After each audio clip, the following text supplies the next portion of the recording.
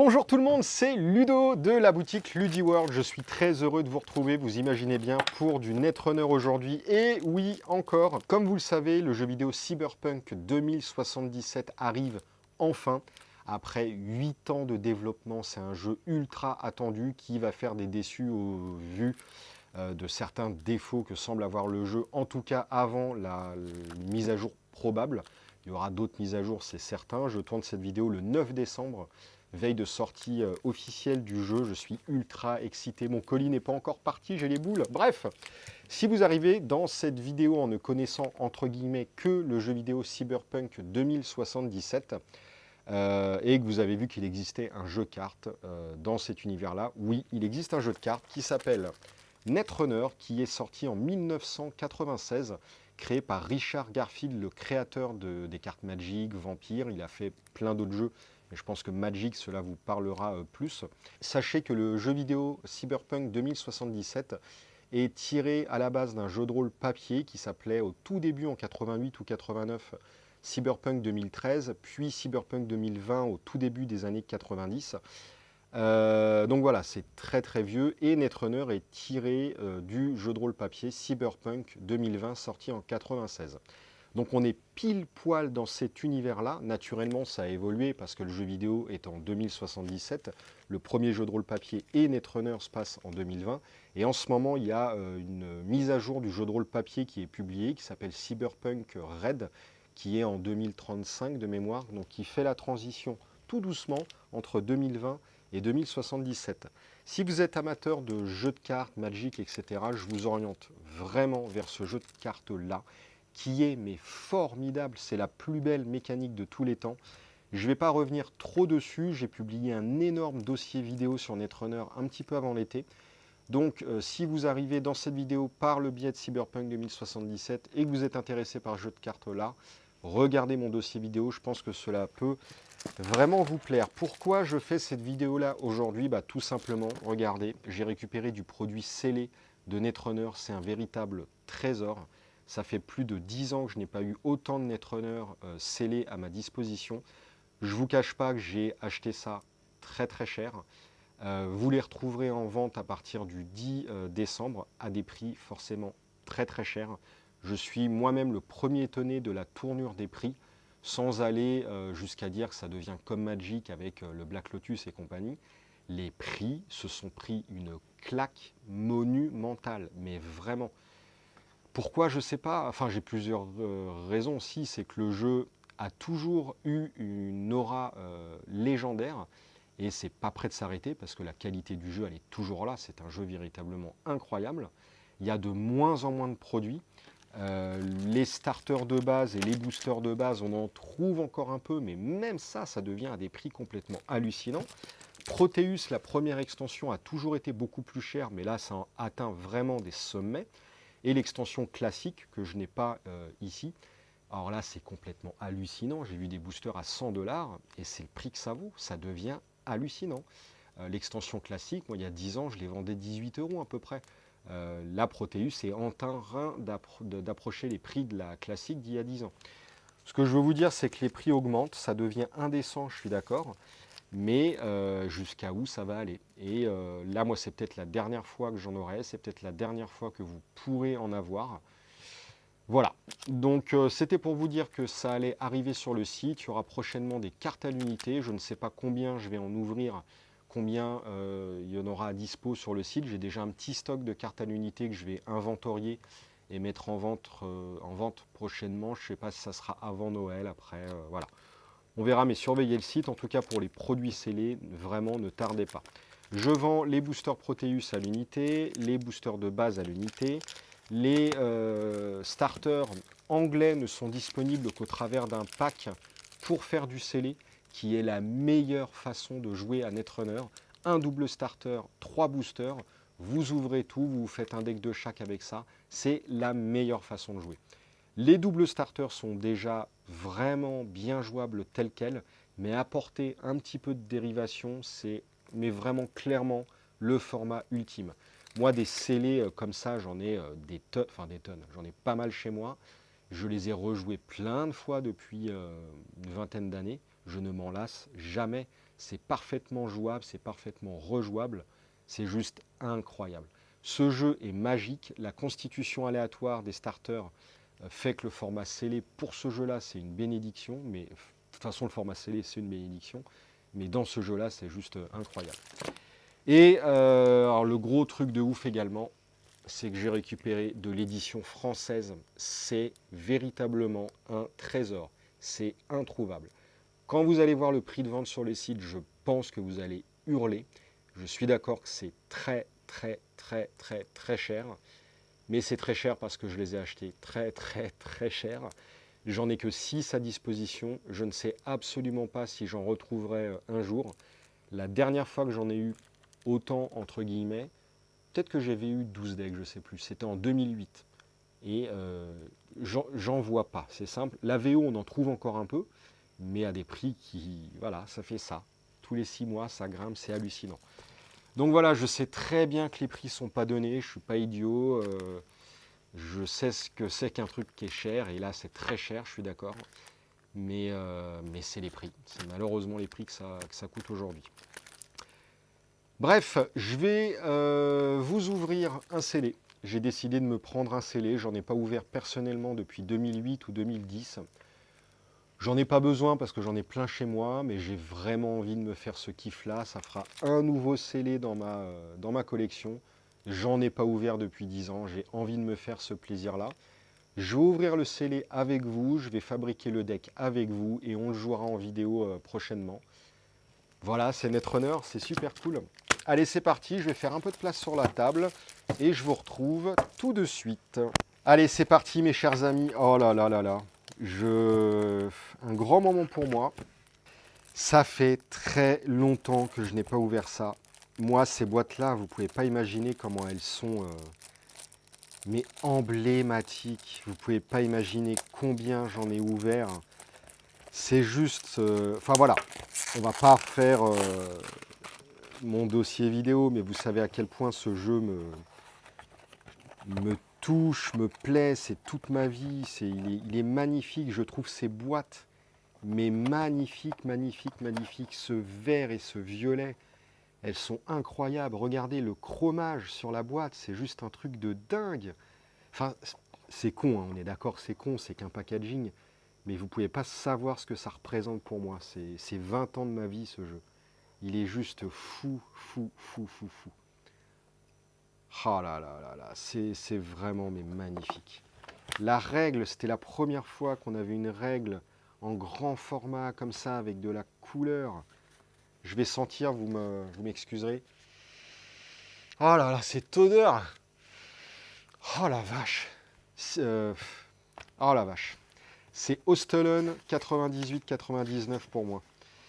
Voici le petit bulletin qu'on pouvait renvoyer à Wizard of the Coast. Mais c'est juste fou. Avec... Oh là là là là. Allez, non mais il faut qu'on prenne le temps. On va se faire plaisir. Qu'est-ce que vous pensez de Netrunner? Je voudrais recevoir des futures informations sur le produit. S'il vous plaît, incluez-moi dans les futures études de Wizard of the Coast. Le nom, prénom, notre adresse. Est-ce que j'ai déjà acheté ces produits-là de chez Wizard of the Coast? Magic the Gathering, Le Dueliste, Vampire, The Eternal Struggle ou Jihad, Roborally, The Great Dalmouti. C'était vraiment le tout début de Wizard. Hein. Ben voilà, ils avaient fait que ça, Wizard. Combien avez-vous acheté de double starter Netrunner, de booster? Comparez Netrunner à vos jeux favoris. Amusant à jouer, better, same, worse. Non mais de toute façon, c'est better en tout. Ce jeu-là, il est better en tout. Où avez-vous entendu parler de Netrunner? Quelles sont vos activités les plus enjoyable? Les trading card games, les computer games, la TV, le sport, lire des fictions, etc. Oh là là là là. On pouvait gagner des posters si vous répondiez à ce questionnaire. C'est juste de la folie. Le rulebook, grand format, en couleur, c'est juste magnifique. Magnifique. C'était pas évident hein, malgré tout à comprendre le jeu au début, même si la règle est plutôt bien faite pour l'époque. Il y avait du fluff intégré à la règle où il y avait le runner qui interférait à l'intérieur de la règle du jeu. Enfin, toutes les parties en vert comme ça, c'est le runner où on a le point de vue du runner qui explique que les actions de la corpo, elles sont un peu merdiques, c'est trop bien, c'est juste trop bien. Et en violet, vous avez, non j'allais dire c'est la corpo, mais non, pas forcément. Bon voilà, on va pas s'attarder non plus sur la règle, je vous laisserai prendre plaisir chez vous à regarder tout ça tranquillement. Voici les deux decks. Tadam, regardez, même le chromage, c'est juste un truc de fou, de fou, de fou, oh là là là là. C'est juste magnifique. Runner Starter Deck, Corporate Starter Deck, c'est juste incroyable. On va se faire le runner en premier. Oh là là, alors là, franchement, vous m'excusez. Oh, cette odeur, cette odeur. Oh la vache. Ah, je suis désolé, mais il fallait que je sente ça, quoi. Oh là là là là. On va ouvrir les boosters. Qu'est-ce qu'on fait? Est-ce que j'ouvre tout? Est-ce que j'ouvre tout? Non. On va faire carte à carte. Je ne sais absolument plus où sont placés les rares dans le deck. Backdoor to Iliar, c'est une ressource de base. On va mettre toutes les ressources de base d'un côté et on verra plus tard. Ça, c'est Temple Microcode Outlet. Alors, je vais peut-être faire comme ça. Voilà. Ça, c'est pour aller chercher un programme. Ça va être dans notre deck automatiquement. Springboard, c'est pour donner du link additionnel après avoir révélé votre trace de la main. Enfin, votre thune que vous allez utiliser pour l'escape de votre main. Ça, c'est pas jouable. Ça, c'est de l'exposition. On va mettre ça dans la prévention. Hop. Ça, c'est de la détection. On met ça dans la prévention. Ça, c'est pour aller chercher des programmes. On met ça dans la zone tuteur. Bah, finalement, je vais remettre quand même le grand angle. Parce que sinon, on va pas voir toutes mes piles. Voilà. Alors, ressources d'évasion, de la détection, du tuteur. Je vais mettre ici à l'horizontale ce qui a priori ne sera pas joué. Là, on va mettre ce que j'appelle du disrupt. C'est pas forcément que de la disruption, c'est du multi-accès, c'est voilà, tout ce qui va donner un petit peu de consistance à votre deck, qui va permettre de créer votre stratégie, d'embêter la corpo. Se construire un deck runner, c'est très très simple, c'est vos programmes, de l'argent, de la pioche, du tuteur, de l'anti-mort, éventuellement de la détection, et après des cartes de disruption, enfin voilà, du multi-accès, des virus, etc. Ça, c'est pour récupérer des programmes trashés, ça va être de la prévention, détection, on verra ce qu'on en fait, mais c'est toujours jouable. Ça, c'est du tuteur, ça coûte un peu cher, pour 3, vous allez chercher une carte dans votre deck, mais bon, en scellé, c'est quand même plutôt vital.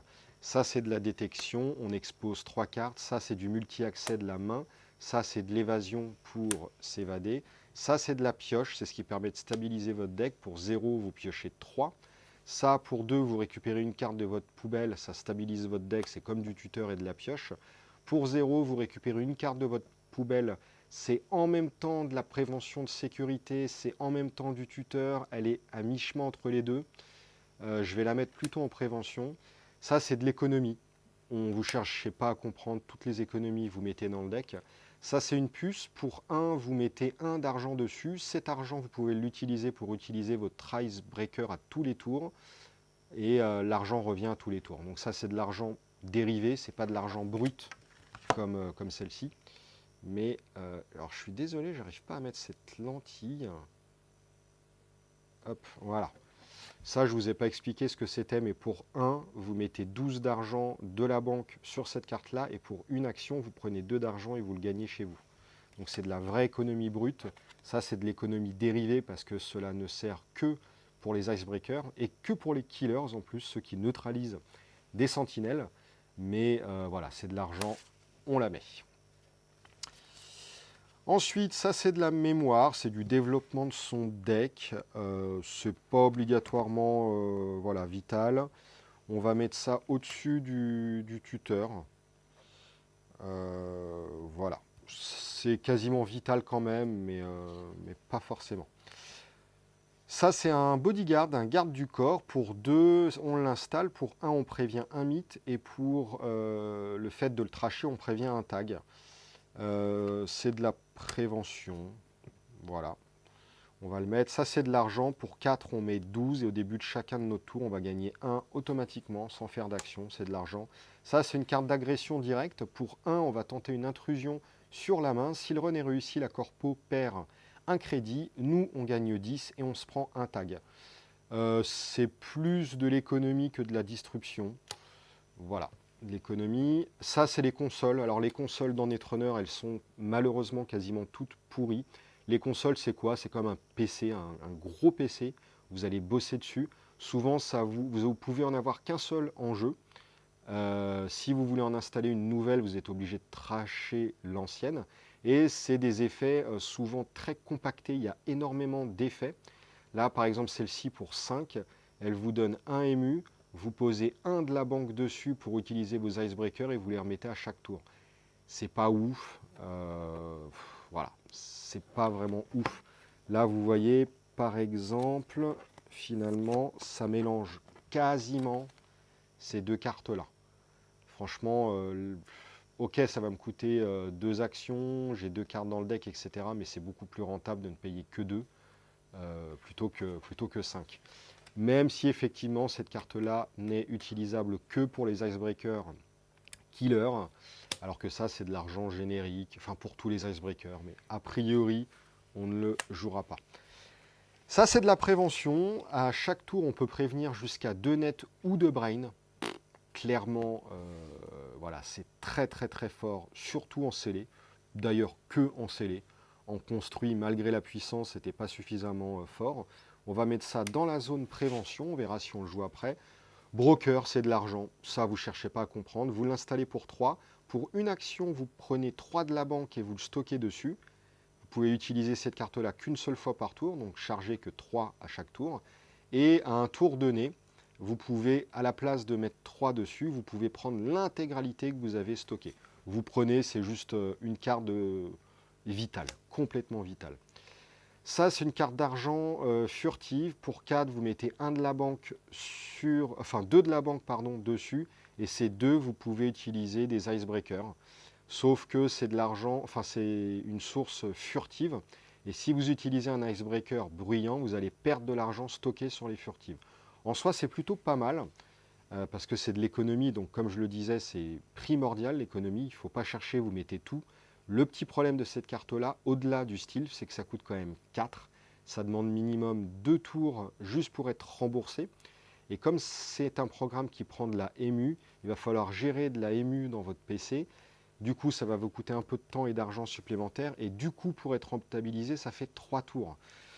Et alors en scellé, vous avez beaucoup plus le temps. C'est un jeu de développement pas à pas, le scellé.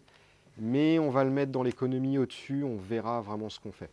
Pour 5, on augmente sa taille mémoire de plus 3, c'est très très cher, d'autant plus que généralement 4 émus en scellé ça suffit, sauf si on a des programmes de virus vraiment impactants ou des programmes de virus de thunes, vraiment très intéressants à jouer, et ça coûte 5, donc généralement on n'a pas l'argent, on n'a pas le temps pour mettre ça, mais pourquoi pas, on se le laisse de côté dans la zone mémoire. Shield, pour 0 installé, on va prévenir jusqu'à 2 nets damage à chaque tour. Ça commence à faire beaucoup de programmes intéressants pour la prévention. On ne pourra pas tout installer, c'est de la prévention. On verra ce qu'on fait. Score, bon alors ça, vous réfléchissez même pas une seule seconde. Pour 5, vous gagnez 9, on le joue. Live Wires Contact, pour 0, vous gagnez 3, on le joue. Augmentation de mémoire, pour 3, vous gagnez 2, c'est pas mal. On arrive aux icebreakers. On va se les laisser de côté. Tout ça, c'est des cartes. Tout ça, ces deux-là, c'est de l'évasion. On choisira les meilleurs tout à l'heure. Ça, c'est de l'icebreaker. On choisira tout à l'heure. Ça, c'est de la prévention. Pour une action et 1, on retire un tag. Normalement, c'est une action et 2, pourquoi pas. Et on peut le tracher pour éviter de se prendre un tag. C'est de la prévention, on va voir. C'est de l'icebreaker, on voit. Smith Pawn Shop, vous le jouez absolument, c'est unique, ça coûte 0 à installer. Au début de son tour, on peut choisir une carte déjà installée et on la trash. Et on va gagner 2 de thunes. Ça permet de recycler vos cartes, recycler celles qui ne vous servent plus. Enfin voilà, ça c'est très très bien. Skivvis, c'est un virus qui va donner de l'impact à votre jeu. Alors, ça s'installe pour 3, ça prend un ému. Lorsque vous faites un run réussi sur le R&D, vous allez donner à la corpo un marqueur Skivvis. Et pour chaque compteur Skivvis, la corpo pioche une carte supplémentaire au début de son tour. Alors là, je vais vous entendre déjà me dire « Ouais, filer des cartes à la corpo, c'est beaucoup trop fort ». Alors ouais, c'est à double tranchant, sauf que généralement, et surtout en scellé, enfin d'ailleurs, que en scellé, filer des cartes à la corpo, c'est très très très mauvais parce que elle va se floader d'agenda en main. Voilà, sa main va se remplir. Si elle peut rien en faire, ça va stacker en main. Vous allez choper les agendas en main. Et si vous aviez visité au préalable le R&D, eh ben, vous allez meuler virtuellement le R&D.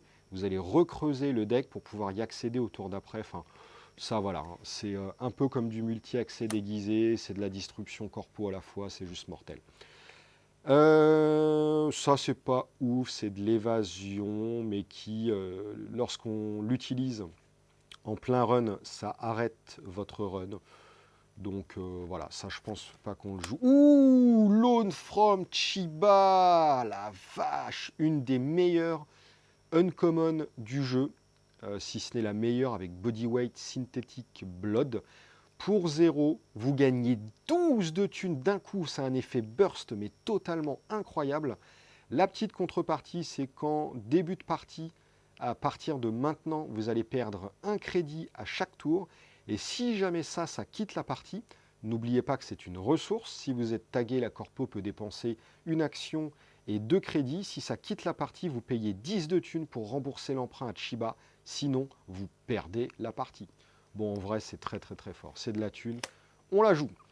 Danshi's Second ID, c'est une ressource. Pour une action, vous le trachez, on va virer jusqu'à 3 cartes.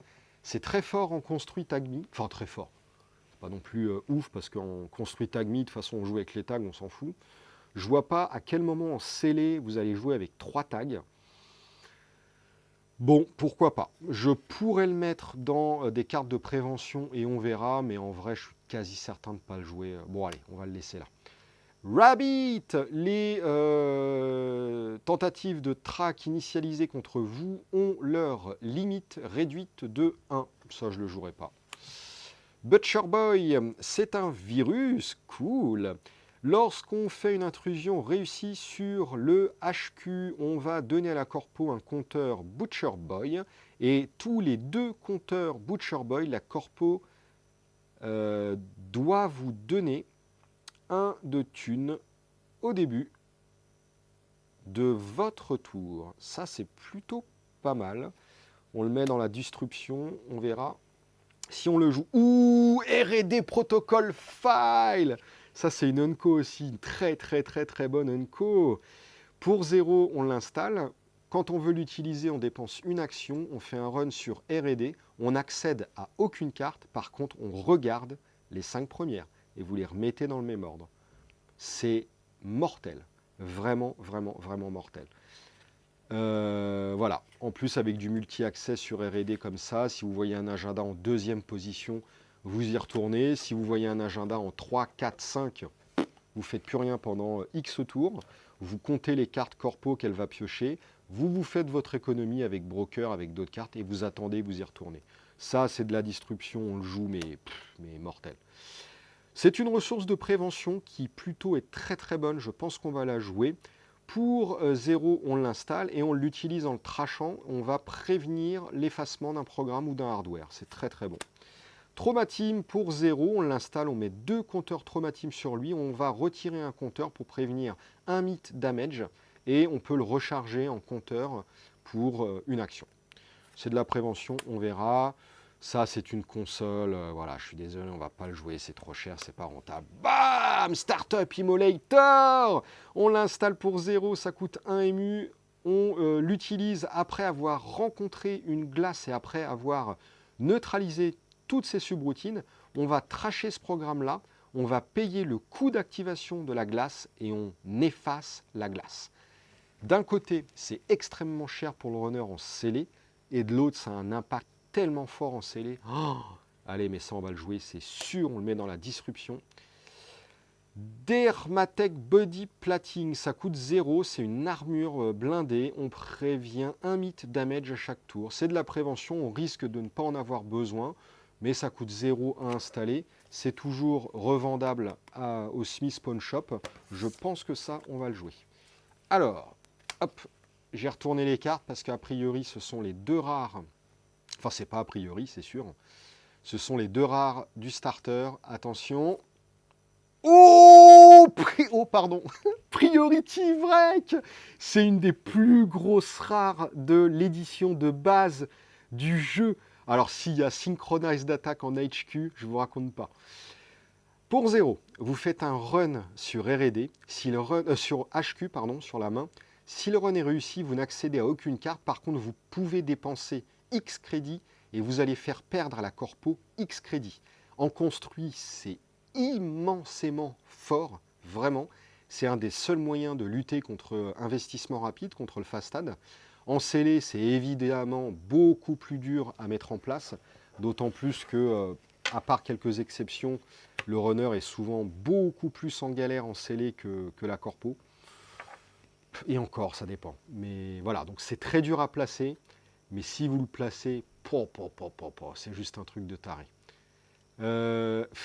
Franchement, c'est tellement cher que je ne sais même pas si je vais le jouer, mais je pense quand même. Et attention, la dernière rare, Synchronized Attack ou pas? Ah non, ah puis c'est pas ouf. Running Around, c'est une ressource pour 3 à installer. Elle a deux options possibles. Alors la deuxième option est pas si mal en scellé en fait. Je la redécouvre avec vous. Pour une action et 2 crédits, on va exposer n'importe quelle carte. C'est plutôt très très très très fort. Après, on avait eu une carte d'exposition qui est la souris, qui fait un peu la même chose, mais qui va prendre un MU. Là, ça n'en prend pas. Et là, ça expose une carte installée. Là, c'est n'importe quelle carte. Vous voyez, en scellé, c'est plutôt très bon. Pardon. Et elle a un premier effet qui est plutôt très sympa, surtout en scellé. Pour une action, on va regarder les 5 premières cartes de son deck et on peut payer un crédit pour chaque matériel qu'on y voit et qu'on a envie de piocher. C'est de la pioche conditionnée, j'aurais aimé la version ressources ou manœuvre, netto, et évidemment elle est bien meilleure, mais c'est plutôt pas si mal. Donc cette carte-là, elle est à mi-chemin entre de la prévention, exposition et du développement de son deck, elle est un peu entre les deux. Je pense ouais, je sais pas, elle est à mi-chemin entre les deux. J'ai dit ici, donc on va la mettre dans la prévention. Alors, comment on va construire son deck? On va refaire un petit peu de place. Non, en fait, je vais laisser les icebreakers à côté. On va s'ouvrir plutôt les boosters. Oh là là là là, ça fait des lustres, des lustres, des lustres. Ouh! J'ai vu une très bonne carte corpo. On va séparer les cartes corpo et runner. C'est complètement dingue. Je suis en train d'ouvrir du Netrunner CCG. Oh, c'est juste ouf. Alors par contre, la vidéo va durer vraiment des lustres.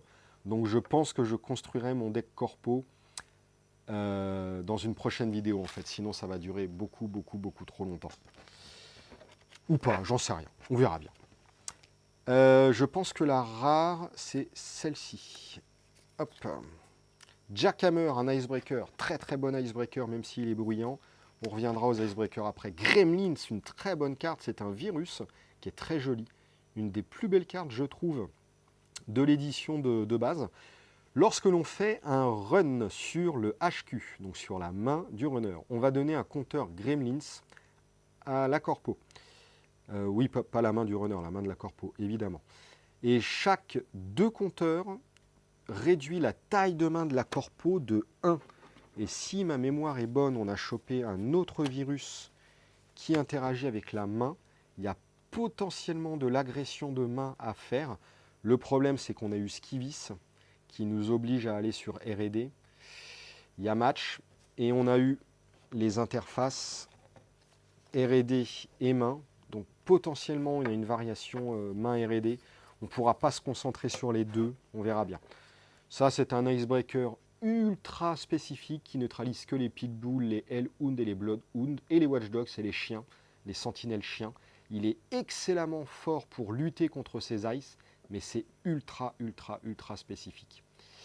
Voilà, bon, de toute façon, c'est en icebreaker. Oh la vache!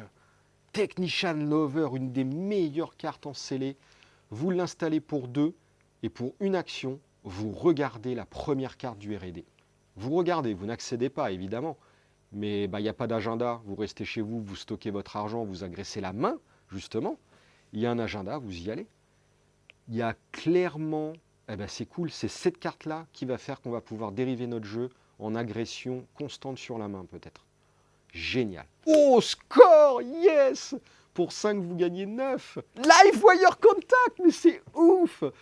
Putain, le Celi, il est trop bon, sérieux. Pour 0, vous gagnez 3. Zetatech, même chip, on s'en fout. Et est-ce que c'était la rare? Normalement, oui. Oh, merde, Squatter Shot. Bon, ça, c'est pas ouf. Mais... ah non, c'est les upgrades, c'est pas ouf. Alors, vous l'installez pour 0, ça prend 1 MU, c'est le gros problème. Vous allez stocker 2 de la banque sur cette carte-là. Et l'argent qui est dessus, vous pouvez l'utiliser pour tracher des upgrades, des extensions que vous accédez chez la Corpo. C'est pas mal parce que c'est de l'économie dérivée. En scellé, l'argent manque considérablement tout le temps. Le truc, c'est que l'argent sert principalement pour les icebreakers. L'argent très conditionné comme ça, bon, c'est quand même moins utilisable, moins fréquent. Mais les upgrades en scellé, corpo, c'est très rare. Du coup, ça aurait été des nodes. Déjà, c'était un petit peu mieux. On pouvait tracher l'économie corpo assez facilement. Là, j'ai un doute. On verra s'il nous reste de la place dans le deck, mais j'ai comme un doute. On va mettre ça avec l'argent Stilf conditionné. On va s'ouvrir le booster Proteus, première extension du jeu qui a vu apparaître la mauvaise publicité et les ressources face cachée. Il y a de très bonnes cartes, surtout en multi-accès corpo. Hop. En multi-accès runner, décidément, j'ai du mal. Les cartes corpo, on se les garde de côté. On va s'ouvrir le deuxième booster en même temps. Proteus, c'est une extension qui est magnifique. Les illus avaient vraiment gagné en qualité par rapport à la base. Hop, certains d'entre vous vont me dire, c'est pas dur. Oh là là, mais qu'est-ce que c'est beau, j'adore. Oh, j'espère que ça vous plaît, hein, cette petite vidéo, parce que c'est peut-être la seule fois où j'ouvrirai du Netrunner CCG sur la chaîne. C'est... oh là là, mais qu'est-ce que je kiffe. Vous ne pouvez pas imaginer. Alors, ça fait quoi déjà? Prep Sabotage pour 2. On fait un run. Après avoir passé une glace ce tour-ci, on peut déraiser cet ice et arrêter votre intrusion. Et on peut utiliser ça que si on a breaké toutes les subroutines de l'ice. Ouais, c'est pas ouf quand même. Ça coûterait 0, je me poserais déjà un peu plus la question. Le problème, c'est qu'on va l'utiliser sur une grosse ice. Sinon, c'est pas rentable de déraiser. Et est-ce que vous avez envie d'arrêter votre run alors que vous venez de dépenser cher pour neutraliser une grosse ice? C'est de la disruption, mais on verra ce qu'on en fait. Pas sûr qu'on le joue. Crédit subversion, on va jouer. C'est une ressource face cachée. On la trash pour l'utiliser après un run réussi sur la main et on fait perdre 3 crédits à la corpo. On a un deck qui, en termes de disruption, commence à être orientable vers la main. Et puis même de toute façon, si c'était pas orientable vers la main, clairement on le joue. Ça, on va le jouer sans hésiter, même si ça ne marche pas avec les Noisy Icebreakers. Donc on va devoir faire attention. Cette carte-là, ça fait quoi? Pour 3, on vient runner la main. Encore une fois, ça combote avec toutes nos cartes de la main. Et on accède à 3 cartes additionnelles. C'est juste énormissime. Par contre, on ne peut pas utiliser d'Icebreaker Noisy durant ce run-là. Enterprise Inc. Shield, une des 2 seules cartes bannies de tout le jeu, même si j'en aimerais un petit peu plus pour certaines. C'est une carte qui était beaucoup trop forte et empêchait totalement les jeux pièges, trappes virtuelles dans la matrice qui vous grillaient le cerveau dans la matrice. Pourquoi? Vous allez le comprendre, ça coûte 0 à installer, ça prend 1 ému. Pour 1, on va prévenir jusqu'à 2 net damage et pour 1, on va prévenir jusqu'à 1 brain damage. C'est beaucoup trop fort. C'était pas interdit en scellé. Je ne sais même pas si je vais le jouer parce que c'est beaucoup trop fort et ça annihile totalement les stratégies de piège. Et j'ai envie de flipper en runner, quoi. Bon, on la met là, on verra. Pour 3, c'est une ressource hidden, wired switchboard. On va le trasher, on va se donner plus 3 de link et on va utiliser cette capa après que le runner et la corpo aient révélé leurs mains lorsqu'on joue à trace et évasion. C'est plutôt une très très bonne carte.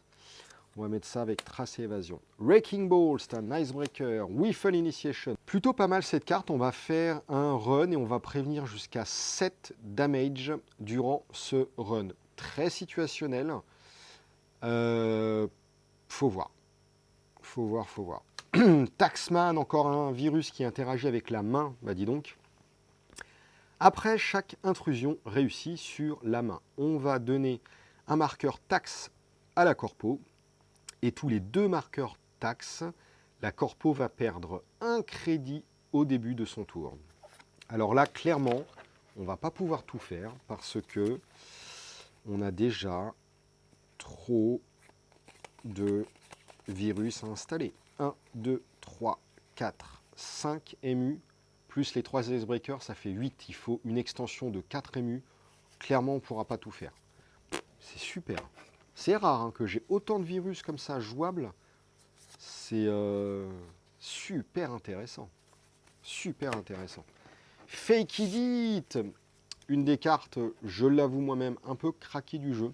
Jouable dans le deck. Je vous ferai voir un jour mon deck No Limit, Praying Mantis, Bad Pub.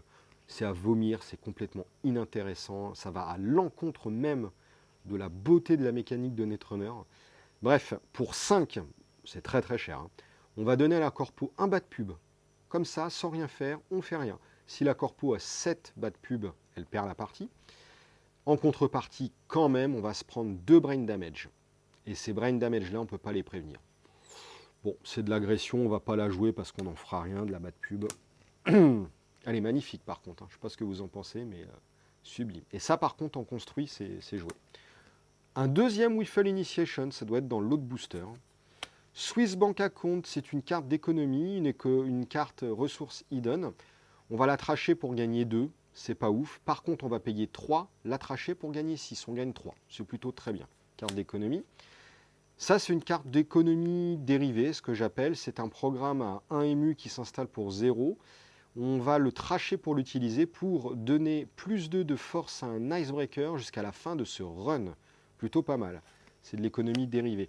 C'est une carte de base link, on va la mettre dans les bases link. Oh, bon ça, Stakeout pour 0, vous gagnez 2 et piochez une carte. J'aurais préféré l'autre version, Tin Whistle, ou non, comment elle s'appelle? Stakeout et... Putain, comment elle s'appelle? Je sais plus. L'autre, c'est l'inverse, c'est vous gagnez 1, vous piochez 2. J'aurais préféré l'autre version, mais c'est très bien. Oh la vache, Rigmo Detonator, vous allez faire exploser un serveur entier pour 7. Vous ne pouvez jouer cette carte que si vous avez fait un run réussi sur un serveur ce tour-ci.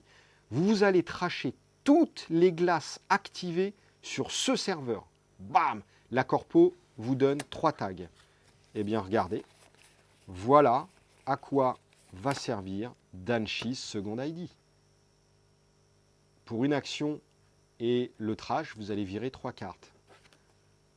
Bon, ça coûte cher, mais vous allez faire exploser toutes les glaces d'un serveur. Imaginez, c'est le serveur principal de scoring de la Corpo. La Corpo se tire une balle, mais vraiment, vraiment, vraiment. Alors, on va regarder les cartes d'économie dérivées, mais a priori, on va toutes les jouer. Enfin, d'économie brute, je veux dire.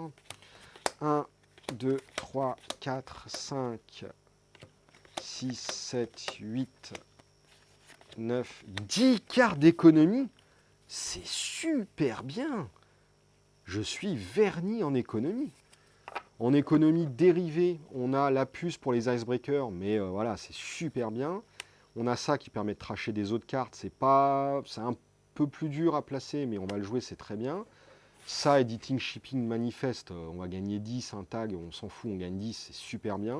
Surtout que ça fait runner la main et on a un run, un jeu qui va être axé sur la main. Ça, c'est déjà un peu moins fou parce que ça va prendre de la MU, mais je pense qu'on va le jouer. On va le laisser juste de côté, mais je pense qu'on va le jouer. 1, 2, 3, 4, 5, 6, 7, 8, 9, 10, 11, 12, 13 cartes. 13 cartes, 13 cartes, 13 cartes. On va jouer absolument R&D Protocol Files pour du multi-accès. Enfin non, pour regarder toutes les cartes du R&D. On va regarder ça pour regarder la première du R&D. On va prendre le multi-accès R&D. On va prendre la trash du Nice Corpo. On va prendre la perte de 3 crédits Corpo. Et ça, je pense qu'on va jouer. Hein. Et ça, par contre, on va voir. On va voir ce qu'on fait. Vous allez voir que ça se remplit très très vite un deck. Hein. Très très vite fait. Hein. Ça, tuteur programme, on prend. Tuteur programme, on prend. Tuteur pioche, on prend. Récupération de cartes, on prend. Mantis, bah, c'est pareil, je pense qu'on va le jouer, mais on va mettre ça pour l'instant dans les cartes à voir. Ça, je pense qu'on va pas jouer. Ça, je pense qu'on va pas jouer. L'AMU, je pense qu'on va jouer. Au moins la petite puce ici, mais on verra. Hop là. Tac, on va regarder les icebreakers maintenant. Les icebreakers, vous pouvez vous pouvez voir ce qu'ils neutralisent en lisant la première ligne, break, wall, subroutine, mais vous pouvez aussi regarder le petit graphisme derrière la valeur de force. Vous voyez là ici, bon c'est peut-être pas bien visible, vous voyez un petit mur, ça break des murs. Vous voyez ça, la ligne de flatline, ça break des sentinelles. Mur, sentinelle, mur, sentinelle, mur, sentinelle, mur, sentinelle. Putain, il me faut des code gates là. Code gate, des 0 et des 1. Code gate 0, 1. Oui, code cracker. Et oui, Ciphermaster. Alors là, c'est un peu compliqué de vous expliquer pourquoi et comment je vais décider de jouer tel ou tel icebreaker. Bon, je vais le faire par instinct et surtout ultra habitude. Mais Netrunner, c'est un jeu qui est très, très, très mathématique. Vous n'allez peut-être pas vous en apercevoir là tout de suite comme ça, mais il faudrait voir les ice. Mais les ice, elles sont formatées sous une progression arithmétique. Et on arrive à déterminer en fonction de la force, du nombre de routines, le coût à activer. Et les breakers sont un petit peu formatés sous le même rapport. Et enfin, en gros, ce qui s'était passé, c'est qu'il y avait eu un tableau, je ne sais plus comment il s'appelle, de croisement entre les icebreakers et les ice. Et avec ce tableau-là, on arrivait à voir dans quelles circonstances tel icebreaker était meilleur qu'un autre. Il n'y a pas véritablement d'icebreaker fondamentalement meilleur qu'un autre. Ils ont tous une spécificité pour un certain type d'ice ou de groupement d'ice ou de sous-type de dice. Voilà, c'est franchement assez compliqué. Si j'arrive à choper le tableau, je vous le mettrai. Mais voilà, donc là clairement moi je vais jouer Code Cracker, il coûte que 2, il a des putains de bonnes stats. Et derrière je vais jouer... je vais jouer laquelle? Oh la vache, il y a vraiment match là. Bon, de toute façon, mon but c'est d'avoir Code Cracker. Là où je serais embêté, c'est si j'en chope un autre en premier. Et je vous avoue, pour 4, 5 de force, 1 de boost, 2 pour breaker. Là, 0 pour breaker, mais 2 pour booster. 1 pour breaker, 2 pour booster, mais 4 de force. Ah là là là là. Je sais plus quelles sont les bonnes ice. C'est souvent qu'on est en dessous de 5 de force, avec peu de routine. Il y a juste Haunting Inquisition qui me coûte 6 avec ça. Haunting me coûte 1, 2, 3, 4, 5 avec ça. Ça me coûte 8, 6, ça fait 4, ça fait 8 avec ça. Ah non, là ça me coûterait 4, 5, 6, 7, 8, 7, 8, 7, 6, 7. Et là, c'est 6 avec celui-là. Non mais de toute façon, celui-là, il est craqué. Il porte bien son nom. Je pense qu'il faut... Ah, c'est dur, c'est très très dur. C'est très très très très dur. Si je rencontre un filtre, ça me coûte 0, ça me coûte 1, ça me coûte 2. Cipher Master, je crois qu'il ne faut pas que je le joue en fait.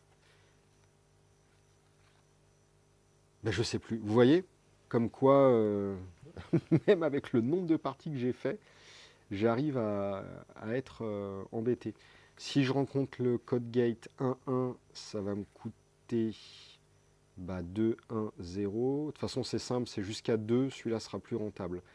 Pour les ice qui font 3 de force, ça va me coûter 2 avec celui-là, 1 et 2. Ouais. Je pense que ça, c'est plus pour les très grosses ice. Raffle est quand même pas mal, mais il coûte 7. Wizard's Book. Wizard's Book. Si je tombe sur Mazer qui a 5 de force, il faudrait que je booste à 3, ça me coûte 6, ça reste raisonnable. Hein. Celui-là, ça me coûterait 1, 2, 3. Ouais, forcément. Et celui-là, ça me coûterait 4, 5. 5, 3 et 8. Non, Mazer, c'est 3, ça fait 6. Ça. Ouais, je suis embêté. Je suis embêté. Globalement, jusqu'au verrou de force 3, celui-là, ça reste rentable quand même. Par contre, à partir de force 4, c'est quand même pas très rentable. Et celui-là sera mieux ou celui-là aussi. Vous voyez, je me prends la tête. Parce que bon, les icebreakers, même s'ils sont uniques en jeu, il faut que vous en ayez plusieurs dans le deck. C'est vraiment une course contre la corpo. Il faut que vous ayez vos icebreakers ultra rapidement. Donc ça, sans hésiter, on va le jouer. Mais il en faut un deuxième, voire un troisième. Voire un troisième. Je pense que je vais jouer Wizard's Book. Et celui-là, on verra. En sentinelle, on va jouer Loonigoon. C'est le breaker de base, 4 d'install, 1 et 1 pour booster, breaker, il démarre à 0. Black Dahlia, elle est plutôt pas mal sur les grosses sentries, mais enfin elle break pour 2 et les grosses sentries ont beaucoup de subroutines, donc c'est quand même pas ouf. Celui-là, c'est le petit sentinelle par excellence. Il peut, en début de partie, c'est plutôt très bien. Wild Card, il est très très cher à booster, il coûte 0 à neutraliser. Ça c'est... Ouh là là, en sentry, je vais avoir du mal. Oh la vache! Dog Catcher, on va pas le jouer, on n'a pas la place dans le deck. Je pense qu'on va jouer Raptor. Mais il va falloir que j'ai Loonigoon très très vite, hein, parce que ça fait vraiment mal. Et ça, on va pas le jouer a priori. En wall, en wall, ça va être très simple. Tout ce qui est worm, ça sera a priori moins bon que les autres. Il démarre à 2, il break pour 0. Quoi qu'il est pas mal, worm. Hein. Pile driver, c'est pour les très gros monstres. 7 de force, installe 1. Pour 3, il break jusqu'à 4 subroutines. Plutôt très fort. Celui-là, il est très bien. 2, 2, 1, 1. Jackhammer, il est très bon. Il break pour 0, il se booste pour 1, il s'installe pour 1. J'ai 2 Jackhammer. Breaking Ball, il est trop cher. Par contre, il break pour 0. Non, mais hop. Ça s'installe pour 4, non. J'ai eu du très bon wall. Hein. Bon, après, c'est du noisy, comme d'habitude. En fait, c'est ça où le jeu est très très bien. C'est que les worms, ils break pour 0. C'est des gruyères, enfin, c'est des vers, donc ils dévorent les murs comme du gruyère. Donc ça transparaît de par la subroutine neutralisable à 0. Par contre, ils ont un coût de boost très cher. Les noisy, c'est l'inverse, c'est des gros marteaux-piqueurs de ouf qui neutralisent, enfin qui boostent pour pas trop cher, qui neutralisent souvent pour pas trop cher, c'est des gros pilonneurs. Par contre, c'est des noisy. Et les noisy, c'est ce que je vous disais en début de vidéo, vous ne pouvez pas utiliser, vous perdez de l'argent de vos cartes Stilf. Et ça, on l'a perdu totalement dans Android Netrunner, ça a apporté un gros plan du jeu. Et le fait de jouer des noisy fait que je ne pourrais pas jouer mon HoloLens. Voilà, donc ça c'est tout un pan du jeu qui a disparu dans Android. Ça ne change pas fondamental le jeu, on est d'accord. Mais c'est de la variété et de la dérivation du jeu en moins. Bref, ça ne me dit pas ce que je joue. Est-ce que vraiment je ne vais pas jouer de Worm pour pouvoir jouer l'Access plus 3? Ah, je peux pas, c'est trop cher. Je peux pas, c'est trop cher. Force 2, les murs, ils vont avoir en moyenne 2 de force, une routine. Ça me coûte 1 à neutraliser avec ça. Ça me coûte 2 à neutraliser avec ça. Ça me coûterait 3 à chaque fois. Ah, il y a match aussi là. Il y a match carrément. Oh la vache, c'est très dur là. J'ai eu des très bons. Ah, c'est dur. Je pense que je vais jouer celui-là. Parce qu'avoir 2 de force de manière constante, c'est cool. Bah, vous voyez, regardez. Whenever you break, lorsqu'on neutralise une subroutine d'un mur avec Hammer, on va perdre 2 crédits sur vos cartes Stilf. À chaque fois, les cartes Noisy vous indiquaient la contrepartie négative. Je trouve ça formidable et elles sont toutes comme ça. Donc clairement, on va jouer du Noisy. Je ne vais pas utiliser cette thune-là. Et malheureusement, je pense que je ne vais pas utiliser le multi-accès main. Alors que c'est super fort, mais bon. Après, on verra, parce que si le mec il installe pas de sentry de wall sur sa main, c'est la fête. Et si jamais il installe un wall sur sa main, j'ai un truc pour trasher une ice, je sais plus où. Donc, faut voir. Du coup, ça me dit pas si je joue le 2-2 et derrière Jackhammer ou Pile Driver. Jackhammer va être très bon sur les petites ice, Pile Driver sur les plus grosses. Donc, a priori, on va faire comme ça. J'ai mes 6 icebreakers, ça devrait suffire, mais je ne suis pas à l'abri de les tripler, notamment tripler le Sentry, qui sont les ice les plus agressifs du jeu, qui me font du trash programme, ou des damage, ou des tags, etc. Donc c'est le programme que je dois choper en tout premier dans la partie, pour pouvoir agresser hyper vite la corpo. Donc si je dois en tripler un, ça sera clairement du Sentry. Le problème du Sentry, c'est que j'ai plus que ça, et franchement, c'est pas la fête, quoi. Parce que ça coûte une blinde, et je peux pas le laisser de façon permanente, je préférerais Looney Goon, le truc dessin animé, clairement. Ça, c'est très bien pour les petites, mais ça va s'arrêter à force 0 ou 1, hein, c'est tout. Hein. Derrière, ouais. Bon, a priori, je m'arrête là au niveau des breakers. On va regarder déjà toutes les cartes qu'on a. Et vous allez voir que... Ah non, attendez. J'ai fait du caca. Voilà. Vous allez voir que 1, 2, 3, 4, 5, 6, 7, 8, 9, 10, 11, 12, 13, 14, 15, 16, 17, 18, 19, 20, 21, 22, 23, 24, 25, 26, 27, 28, 29, 30. Il me manque 15 cartes. Il me manque 15 cartes. On va maintenant ajouter de quoi pas crever. Parce que si on n'a pas de carte d'évasion de base, on ne peut pas jouer à la trace et à l'évasion. Du coup, on va jouer Access to Kiribati, qui est la ressource de base. Pour 1, on a Baselink 1, et pour 1, on a plus 1.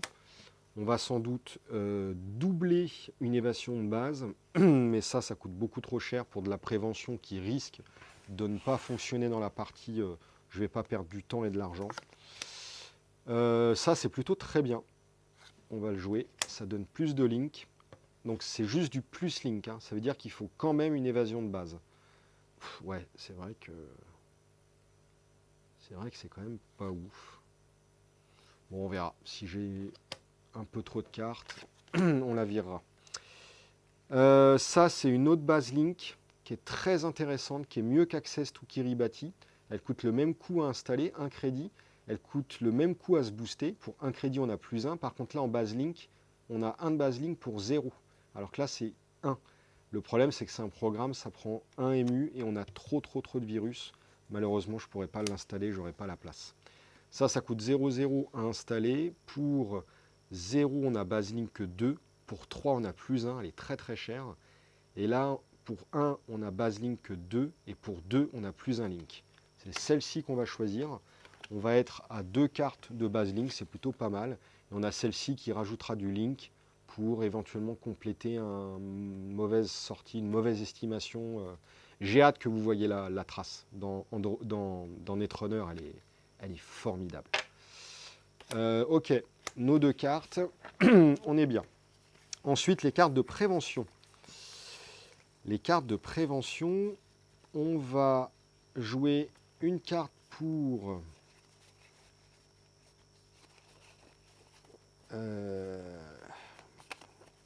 les programmes. Pour les programmes, on a ça. On a ça qui enregistre les programmes, on les récupère. On a ça qui récupère un programme de la poubelle. On a ça qui évite l'effacement d'un programme. Qu'est-ce que j'aurais envie de récupérer? Eh bien, forcément, il y en a 2. J'ai le Lockjaw qui est mon boost d'un icebreaker sur un run et le Startup Immolator qui permet de trasher des ice. D'ailleurs, à ce sujet, au niveau du boost de l'icebreaker, peut-être que ça peut être intéressant de jouer le Wild Card en début de partie, qui va pouvoir passer des sentinelles à 2 gratuitement. On va le mettre en suspens. Il y a peut-être un truc à faire. Du coup, le disque dur, c'est de la récursion de programme permanente, soit pour le Lockjaw, soit pour le Startup, ça peut être pas mal. Ça pour récupérer un programme de la poubelle, ou ça pour prévenir l'effacement. Je vais plutôt privilégier ça, qui va rester dans ma main, ça me fera un point de vie, je vais l'utiliser que quand j'en ai besoin, plutôt que ça qui m'oblige à l'installer pour que ça fonctionne. Et ça, je le joue, même si je suis obligé de l'installer avant pour que ça fonctionne, parce que je suis certain d'avoir des programmes à récupérer. Mais voilà, ça me paraît mieux comme ça. Ça, on verra si j'ai de la place, mais a priori, non. Ça, on joue pas, ça, on joue pas. Ah là là là là. Prevents one mid damage à chaque turn. Ça peut sauver la vie. Hein. Ça peut sauver la vie, mais on va plutôt jouer Traumatim. Ah ben non, Traumatim, c'est une ressource, ça c'est un hardware. Alors attends, déjà on va faire les anti-tags. Les anti-tags. Les anti-tags. Les anti-tags. Bon, j'ai que de l'anti-tag, enfin de le void receiving the tag, j'ai juste ces 2-là. Ça qui me permet de virer un tag pour 1 et ça qui me permet de prévenir un mythe. On va jouer l'Inand, c'est certain. Après, pour prévenir les tags, sauf accident majeur, ça se fait via une trace. Donc normalement, je ne suis pas censé être tracé. Donc voilà, un seul anti-tag va suffire. Il y a éventuellement ça pour le Startup Immolator. On verra. Ça, j'aurais pas le temps ni l'argent pour l'installer. Ça, c'est pour prévenir du net dans un run. Je vais pas avoir les slots dans le deck. Et puis, de toute façon, rares sont les ice qui ne procurent que des nets, enfin que des damage. Souvent, il y a du end the run à passer. Du coup, je serai obligé de breaker pour passer. Donc, bon, a priori, ça ne va pas m'intéresser. Au niveau des meat damage, il faut savoir que les meat damage n'arrivent que si je suis tagué. Je ne suis pas censé être tagué parce que j'ai mon garde du corps et en plus, je suis censé pouvoir m'évader. Donc, vraiment de la protection anti-meat, c'est la cerise sur le gâteau. Mais quitte à choisir, je vais choisir Traumateam plutôt que Dermatech. Tout ce qui est de la prévention de net damage, je vais pas avoir assez de MU. Je vais pas avoir assez de MU. Et en plus, j'ai des très très bonnes cartes. Force Shield, c'est 2 nets de brain. Ça, c'est juste 2 nets. Ça, c'est du net et du brain payant. Là, il y a vraiment un vrai match, mais je vais choisir Enterprise Inc. Shield. Oh là là. Ouais, peut-être Force Shield, je le jouerai. Ensuite, on a de la révélation. Smart Eye, si on l'a en début de partie, ça peut être très très bon. On va faire un run, on va regarder l'ice qui est caché. On la repose face cachée. Si ça nous plaît pas, on se déconnecte. Ça, c'est plutôt bien, surtout avec mon, mon gameplay frileux. SIA, c'est pour exposer une carte installée, mais on n'aura pas la MU, pas d'argent. Et puis, quitte à choisir, je vais choisir Running Around. L'exposition, pourquoi pas. Mais ça, je vais le jouer que si j'ai besoin de hardware. Et j'aurai besoin de hardware que si je joue tous mes virus. On va attendre un peu. Ça, c'est de l'exposition pour 1. On expose 3 cartes, on va le jouer, clairement. Ça, c'est de la thune conditionnée pour tracher les extensions. On ne le joue pas. Je suis désolé, la vidéo est très longue. Alors, 1, 2, 3, 4, 5, 6, 7, 8, 9, 10, 11, 12, 13, 14, 15, 16, 17, 18, 19, 20, 21, 22, 23, 24, 25, 26, 27, 28, 29, 30, 31, 32, 33, 34, 35, 36, 37, 38, 39. Il me manque 6 cartes. Il me manque 6 cartes.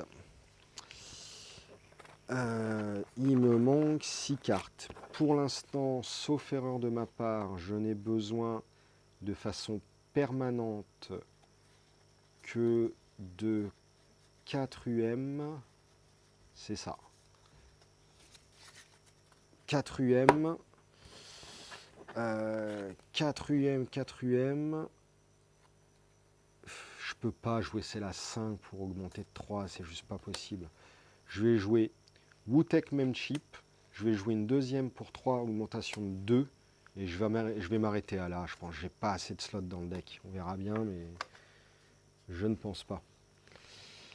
Ça, je pense le jouer.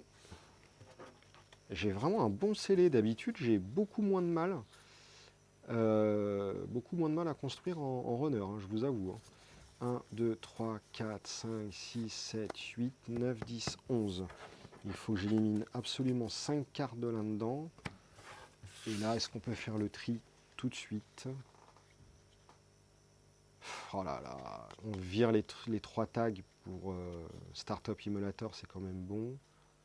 Et franchement, c'est chaud mon scellé là. Ou alors c'est parce que j'ai plus l'habitude. Mais avant, je mettais 5 minutes à builder. Là, il y a vraiment un vrai choix, quoi. Ça, pourquoi pas? C'est un tuteur. Bon, je vais devoir faire le ménage.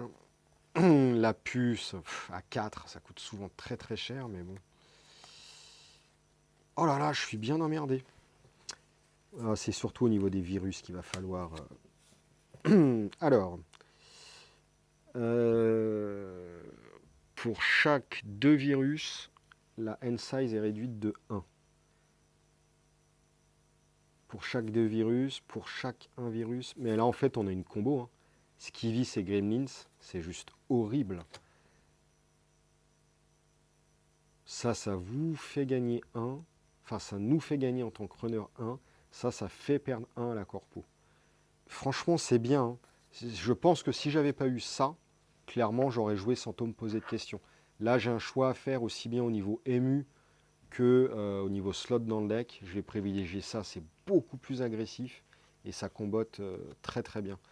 Du coup, j'ai besoin que de 1, 2, 3, 4, 5 émus de façon permanente. De façon permanente, c'est où ma ému?